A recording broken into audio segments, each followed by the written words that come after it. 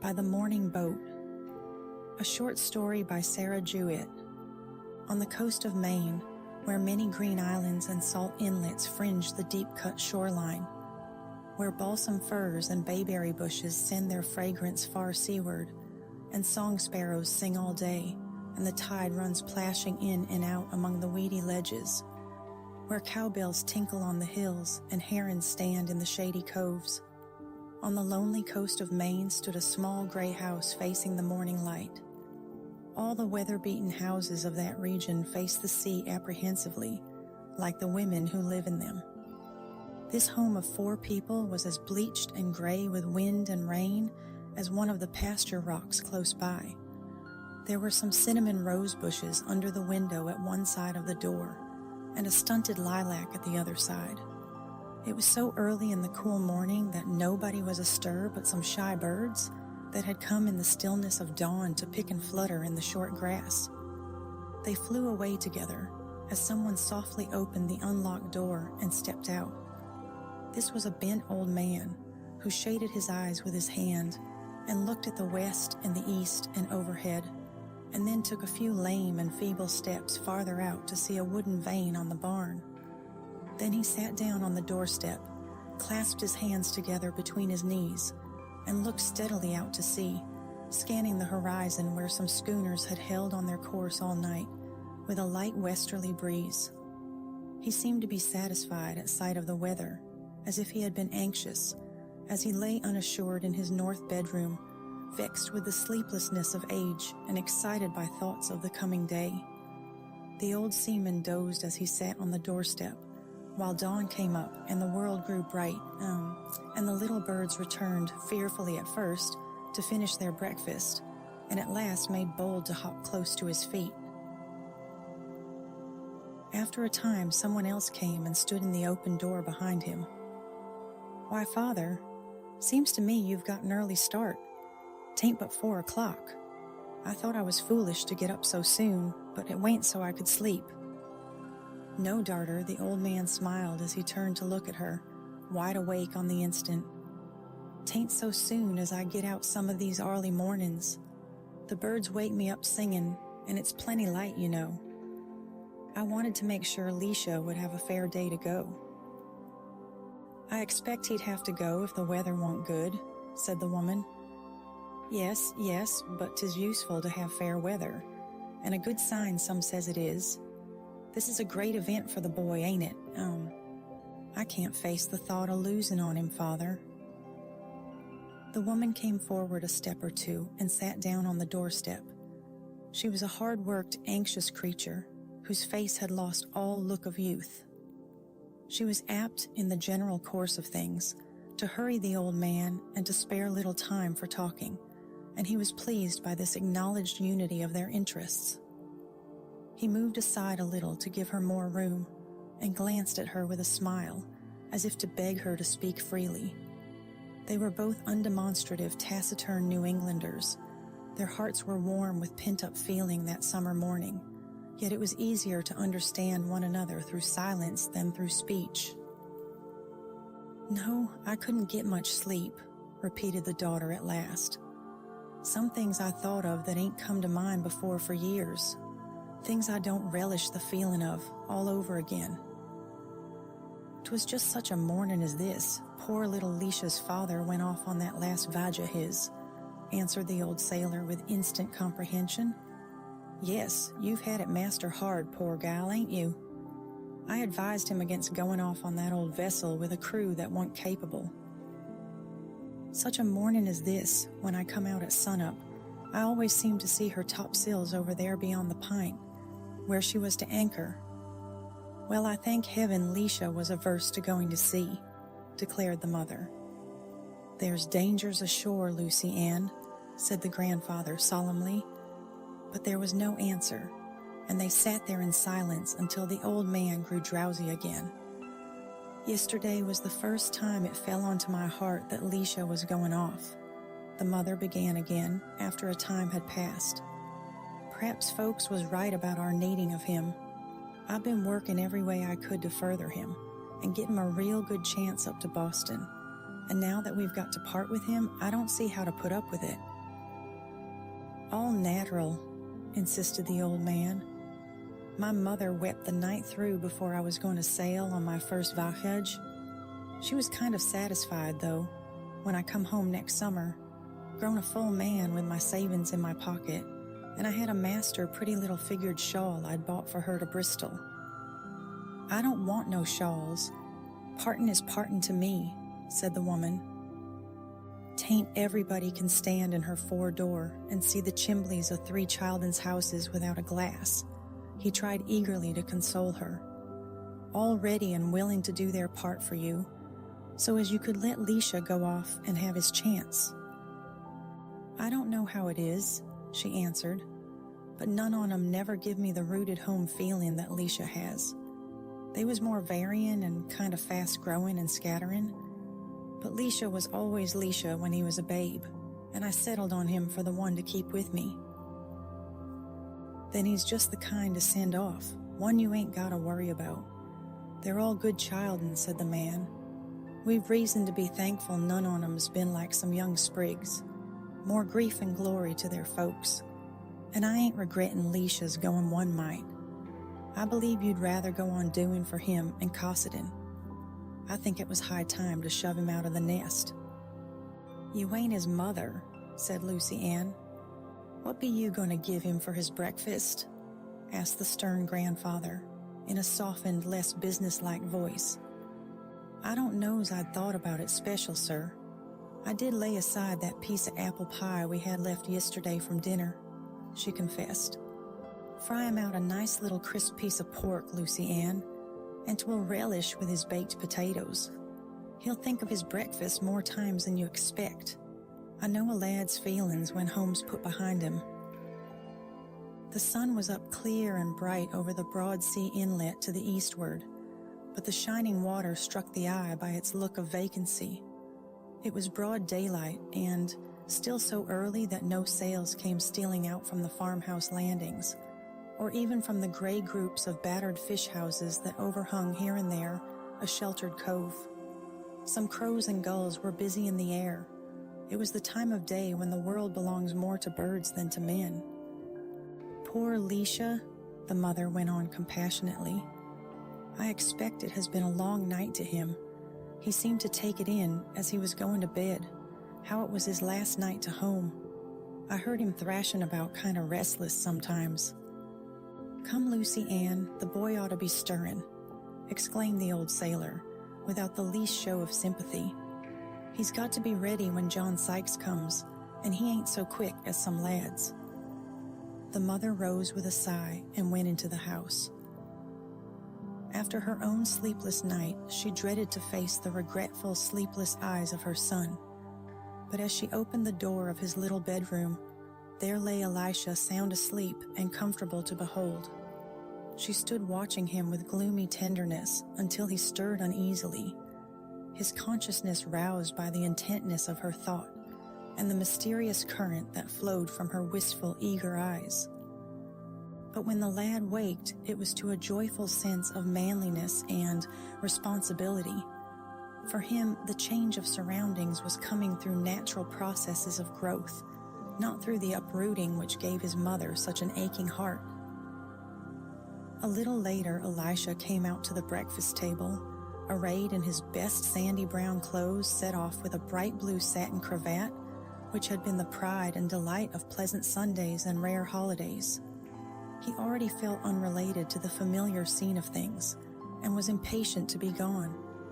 For one thing, it was strange to sit down to breakfast in Sunday splendor, while his mother and grandfather and little sister Lydia were in their humble everyday attire. They ate in silence and haste, as they always did, but with a new constraint and awkwardness that forbade their looking at one another.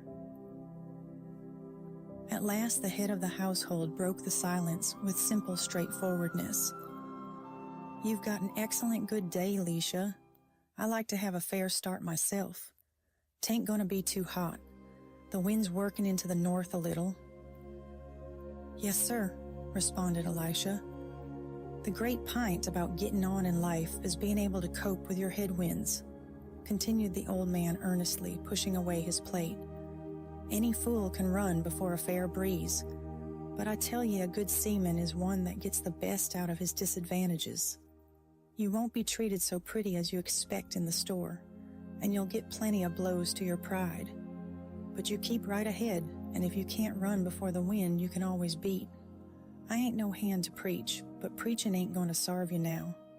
We've gone and fetched ye up the best we could, your mother and me, and you can't never say but you've started amongst honest folks. If a vessel's built out of sound timber and has got good lines for sailing, why then she's seaworthy. But if she ain't, and a mess of preaching ain't going to alter her over. Now you're standing out to sea, my boy, and you can bear your home in mind and work your way, same's plenty of others has done." It was a solemn moment. The speaker's voice faltered, and little Lydia dried her tearful blue eyes with her gingham apron. Elisha hung his head and patted the old spotted cat which came to rub herself against his trousers leg. The mother rose hastily and hurried into the pantry close by. She was always an appealing figure, with her thin shoulders and faded calico gowns. It was difficult to believe that she had once been the prettiest girl in that neighborhood. But her son loved her in his sober, undemonstrative way, and was full of plans for coming home, rich and generous enough to make her proud and happy. He was half pleased and half annoyed because his leave-taking was of such deep concern to the household. "Come, Liddy, don't you take on," he said with rough kindliness. "Let's go out, and I'll show you how to feed the pig and tend to the chickens. You'll have to be chief clerk when I'm gone." They went out to the yard hand in hand. Elisha stopped to stroke the old cat again as she ran by his side and mewed. "I wish I was off and done with it. This morning does seem awful long," said the boy. "Ain't you afraid you'll be homesick and want to come back?" asked the little sister timidly, but Elisha scorned so poor a thought. "You'll have to see if Grandpa has tended to these things, the pig and the chickens," he advised her gravely. "He forgets them sometimes when I'm away, but he would be cast down if you told him so. And you just keep an eye open, Liddy. Mother's got enough to do inside the house. But Grandsir'll keep her in kindlings. He likes to sit and chop in the shed rainy days, and he'll do a sight more if you'll sit with him and let him get going on his old seafaring times." Lydia nodded discreetly. "And Liddy, don't you loiter coming home from school, and don't play out late and get 'em fussy when it comes cold weather. And you tell Susie Draper?" The boy's voice sounded unconcerned, but Lydia glanced at him quickly. "You tell Susie Draper that I was awful sorry she was over to her aunt's, so I couldn't say goodbye." Lydia's heart was the heart of a woman, and she comprehended. Lydia nodded again, more sagely than before. "See here," said the boy suddenly. "I'm going to let my old woodchuck out." Lydia's face was blank with surprise. "I thought you promised to sell him to Big Jim Hooper." "I did, but I don't care for Big Jim Hooper. You just tell him I let my woodchuck go." The brother and sister went to their favorite playground between the ledges, not far from the small old barn. Here was a clumsy box with wire gratings, behind which an untamed little wild beast sat up and chattered at his harmless foes. "He's a whopping old fellow," said Elisha admiringly. "Big Jim Hooper shan't have him." And as he opened the trap, Lydia had hardly time to perch herself high on the ledge before the woodchuck tumbled and scuttled along the short green turf and was lost among the clumps of juniper and bayberry just beyond. "I feel just like him," said the boy. "I want to get up to Boston just as bad as that. See here now." And he flung a gallant cartwheel of himself in the same direction, and then stood on his head and waved his legs furiously in the air. "I feel just like that." Lydia, who had been tearful all the morning, looked at him in vague dismay. Only a short time ago she had never been made to feel that her brother was so much older than herself. They had been constant playmates, but now he was like a grown man and cared no longer for their old pleasures. There was all possible difference between them that there can be between 15 years and 12, and Lydia was nothing but a child. "Come, come, where be ya?" shouted the old grandfather, and they both started guiltily. Elisha rubbed some dry grass out of his short-cropped hair, and the little sister came down from her ledge. At that moment, the real pang of parting shot through her heart. Her brother belonged irrevocably to a wider world. "Ma'am Stover has sent for ye to come over. She wants to say goodbye to ya," shouted the grandfather, leaning on his two canes at the end of the bam. "Come, step lively, and remember you ain't got none too much time, and the boat ain't going to wait a minute for nobody." "Ma'am Stover?" repeated the boy with a frown. He and his sister knew only too well the pasture path between the two houses. Ma'am Stover was a bedridden woman who had seen much trouble, a town charge in her old age. Her neighbors gave to her generously out of their own slender stores. Yet with all this poverty and dependence, she held firm sway over the customs and opinions of her acquaintance, from the uneasy bed where she lay year in and year out, watching the far sea line beyond a pasture slope. The young people walked fast, sometimes running a little way, light-footed, the boy going ahead, and burst into their neighbor's room out of breath. She was calm and critical, and their excitement had a sudden chill. "So the great day's come at last, Leisha?" she asked, at which Leisha was conscious of unnecessary aggravation. "I don't know's it's much of a day, to anybody but me," he added, discovering a twinkle in her black eyes that was more sympathetic than usual. "I expected to stop and see you last night, but I had to go round and see all our folks. And when I got back, it was late and the tide was down, and I knew that Grandsir couldn't get the boat up all alone to our lower landing. Well, I didn't forget you, but I thought perhaps you might forget me, and I'm going to give you something. 'Tis for your folks' sake. I want you to tell 'em so. I don't want you never to part with it, even if it fails to work and you get proud and want a new one. It's been a sight of company to me."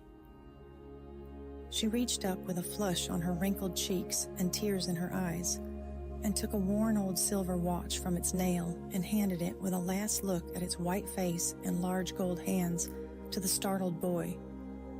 "Oh, I can't take it from you, Ma'am Stover. I'm just as much obliged to you," he faltered.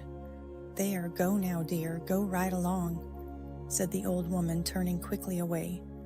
"Be a good boy for your folks' sake. If so be that I'm here when you come home, you can let me see how well you've kept it."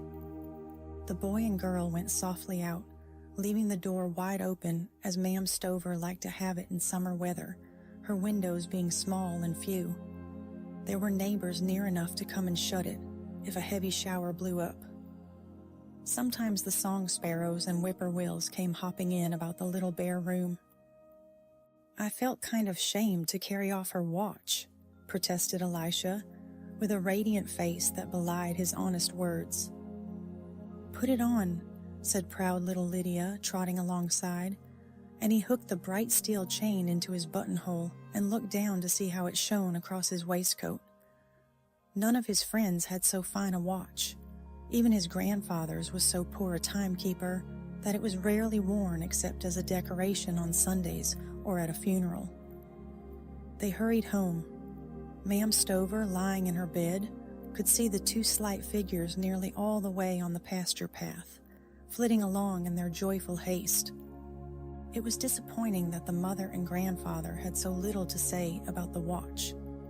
In fact, Elisha's grandfather only said "poor creature" once or twice, and turned away, rubbing his eyes with the back of his hand. If Ma'am Stover had chosen to give so rich a gift, to know the joy of such generosity, nobody had a right to protest. Yet nobody knew how much the poor, wakeful soul would miss the only one of her meager possessions that seemed alive and companionable in lonely hours. Somebody had said once that there were chairs that went about on wheels, made on purpose for crippled persons like Ma'am Stover, and Elisha's heart was instantly filled with delight at the remembrance. Perhaps before long, if he could save some money and get ahead, he would buy one of those chairs and send it down from Boston, and a new sense of power filled his honest heart. He had dreamed a great many dreams already of what he meant to do with all his money when he came home rich and a person of consequence in summer vacations. The large leather valise was soon packed, and its owner carried it out to the roadside and put his last winter's overcoat and a great new umbrella beside it, so as to be ready when John Sykes came with the wagon. He was more and more anxious to be gone, and felt no sense of his old identification with the home interests. His mother said sadly that he would be gone full soon enough, when he joined his grandfather in accusing Mr. Sykes of keeping them waiting forever and making him miss the boat. There were 3 rough roundabout miles to be traveled to the steamer landing, and the Sykes horses were known to be slow. But at last the team came nodding in sight over a steep hill in the road. Then the moment of parting had come, the moment toward which all the long late winter and early summer had looked. The boy was leaving his plain little home for the great adventure of his life's fortunes. Until then he had been the charge and anxiety of his elders, and under their rule and advice. Now he was free to choose. His was the power of direction, his the responsibility. For in the world one must be ranked by his own character and ability, and doomed by his own failures. The boy lifted his burden lightly and turned with an eager smile to say farewell. But the old people in little Lydia were speechless with grief. They could not bear to part with the pride and hope and boyish strength that were all their slender joy. The worn-out old man, the anxious woman who had been beaten and buffeted by the waves of poverty and sorrow, the little sister with her dreaming heart, stood at the bars and hungrily watched him go away. They feared success for him almost as much as failure. The world was before him now, with its treasures and pleasures, but with those inevitable disappointments and losses which old people know and fear, those sorrows of incapacity and lack of judgment which young hearts go out to meet without foreboding. It was a world of love and favor to which little Lydia's brother had gone. But who would know her fairy prince in that disguise of a country boy's bashfulness and humble raiment from the cheap counter of a country store? The household stood rapt and silent until the farm wagon had made its last rise on the hilly road and disappeared. "Well, he's left us now," said the sorrowful, hopeful old grandfather. "I expect I've got to turn to and be a boy again myself. I feel to hope Lisha'll do as well as we covet for him. I seem to take it in all my father felt when he let me go off to sea. He stood where I'm standing now, and I was just as trifling as poor Lisha, and felt full as big as a man. But Lord, how I give up when it come night, and I took it in I was gone from home." "There, don't ye, father," said the pale mother gently. She was, after all, the stronger of the two. "Lisha's good and honest-hearted. You'll feel real proud a year from now, when he gets back. I'm so glad he's got his watch to carry. He did feel so grand. I expect them poor hens is suffering. Nobody's thought on 'em this living morning. You'd better step and feed 'em right away, sir." She could hardly speak for sorrow and excitement, but the old man was diverted at once, and hobbled away with cheerful importance on his 2 canes.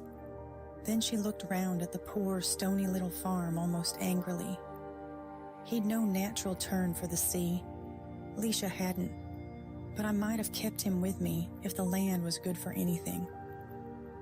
Elisha felt as if Li were in a dream, now that his great adventure was begun. He answered John Sykes's questions mechanically, and his head was a little dull and dazed. Then he began to fear that the slow plodding of the farm horses would make him too late for the steamboat, and with sudden satisfaction pulled out the great watch to see if there were still time enough to get to the landing. He was filled with remorse because it was impossible to remember whether he had thanked Ma'am Stover for her gift. It seemed like a thing of life and consciousness as he pushed it back into his tight pocket.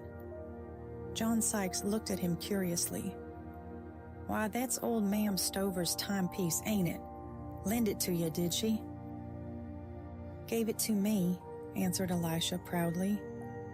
"You be careful of that watch," said the driver soberly, and Elisha nodded. "Well, good day to ye, be a stiddy lad," advised John Sykes a few minutes afterward. "Don't startin' too smart and scare 'em up to Boston. Pride and ambition was the downfall of old Cole's dog. There, sonny, the boat ain't nowheres in sight for all your fidgetin'." They both smiled broadly at the humorous warning, and as the old wagon rattled away, Elisha stood a moment looking after it. Then he went down to the wharf by winding ways among piles of decayed timber and disused lobster pots. A small group of travelers and spectators had already assembled, and they stared at him in a way that made him feel separated from his kind, though some of them had come to see him depart. One unenlightened acquaintance inquired if Elisha were expecting friends by that morning's boat, and when he explained that he was going away himself, asked kindly whether it was to be as far as Bath. Elisha mentioned the word Boston with scorn and compassion, but he did not feel like discussing his brilliant prospects now, as he had been more than ready to do the week before. Just then a deaf old woman asked for the time of day. She sat next him on the battered bench. "Be you going up to Bath, dear?" she demanded suddenly, and he said yes. "Guess I'll stick to you then, fur's you go. 'Tis kind of blind in them big places." Elisha faintly nodded a meek but grudging assent. Then after a few moments he boldly rose, tall umbrella in hand, and joined the talkative company of old and young men at the other side of the wharf. They proceeded to make very light of a person's going to Boston to enter upon his business career, but after all their thoughts were those of mingled respect and envy.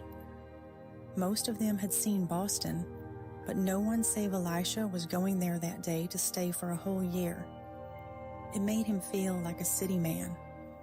The steamer whistled loud and hoarse before she came in sight, but presently the gay flags showed close by above the pointed spruces. Then she came jarring against the wharf, and the instant bustle and hurry, the strange faces of the passengers, and the loud rattle of freight going on board were as confusing and exciting as if a small piece of Boston itself had been dropped into that quiet cove. The people on the wharf shouted cheerful goodbyes, to which the young traveler responded. Then he seated himself well astern to enjoy the views, and felt as if he had made 1,000 journeys. He bought a newspaper and began to read it with much pride and a beating heart. The little old woman came and sat beside him and talked straight on whether he listened or not, until he was afraid of what the other passengers might think. But nobody looked that way, and he could not find anything in the paper that he cared to read. Alone but unfettered and aflame with courage, to himself he was not the boy who went away, but the proud man who one day would be coming home. "Going to Boston, Baya?" asked the old lady for the third time, and it was still a pleasure to say yes when the boat swung round, and there, far away on its gray and green pasture slope, with the dark evergreens standing back, were the low gray house and the little square barn, and the lines of fence that shut in his home. He strained his eyes to see if anyone were watching from the door. He had almost forgotten that they could see him still. He sprang to the boat's side. Yes, his mother remembered. There was something white waving from the doorway. The whole landscape faded from his eyes except that far-away gray house. His heart leapt back with love and longing. He gazed and gazed until a height of green forest came between and shut the picture out. Then the country boy went on alone to make his way in the wide world.